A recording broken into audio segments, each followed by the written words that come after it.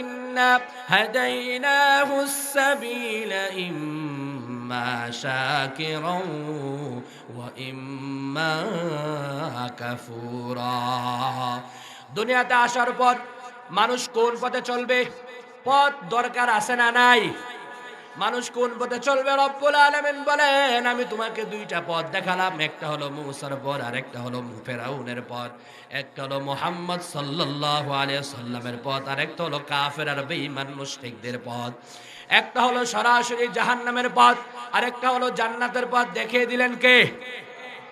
আর জোরে বলেন দেখিয়ে দিলেন কে? আল্লাহ রাব্বুল আলামিন বলেন ইন্না হাদাইনাহুস সাবিলা ইম্মা শাকিরাও ওয়া ইম্মা কাফুরা। দুনিয়াতে মানুষ আসার পর আমি তোমাকে পথ দিলাম দুইটা, একটা হলো জাহান্নামের পথ আর একটা হলো জান্নাতীদের পথ। এবার আমি তোমাকে পথ দেখিয়ে দিয়েছি, জান্নাতেরটাও দেখিয়েছি, জাহান্নামেরটাও দেখিয়ে দিয়েছি। এবার তুমি ইচ্ছা তোমার উপর এখতিয়ার দিলাম। আমার প্রিয় ভাইয়েরা, এই দুনিয়াতে যত মাখলুকাত রব্বুল আলামিন সৃষ্টি করেছেন, সকল মাখলুকাতের মধ্যে মাত্র দুইটা জাতিকে রব্বুল আলামিন স্বাধীনতা দিয়েছেন। এর মধ্যে একটা জাতি হলো জিন জাতি।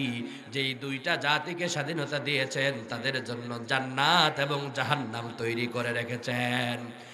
এছাড়া কোনো বস্তু, কোনো মাখলুক, আল্লাহ যেই মাখলুক তৈরি করলেন, বনের সিংহ থেকে শুরু করে বাঘ, হরিণ, কোন মাখলুককে আল্লাহ স্বাধীনতা দেয় নাই। শুধুমাত্র দুই শ্রেণীর মাখলুককে আল্লাহ স্বাধীনতা দিয়েছেন, একটা হলো জিন জাতি আর একটা হলো মানুষ জাতি। জিন জাতিকে স্বাধীনতা দিয়ে বললেন যাও চলো, যদি খারাপ পথে চলো জাহান্নাম, ভালো পথে চললে জান্নাত।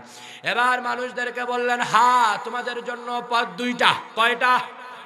জোরে বলেন মানুষের জন্য পথ কয়টা? আর জোরে বলেন মানুষের জন্য পথ কয়টা? রব্বুল আলামিন বলেন ইন্না হাদাইনাহুস সাবিলা ইম্মা শাকিরাও ওয়া ইম্মা কাফুরা। তোমাদের জন্য আমি রব্বুল আলামিন পথ দিলাম দুইটা। এবার তুমি জাহান্নামীদের পথে গিয়ে অকৃতজ্ঞ হয়ে ফিরে আসো, না হয় জান্নাতীদের পথে গিয়ে কৃতজ্ঞ হয়ে ফিরে আসো, তোমাদের এখতিয়ার।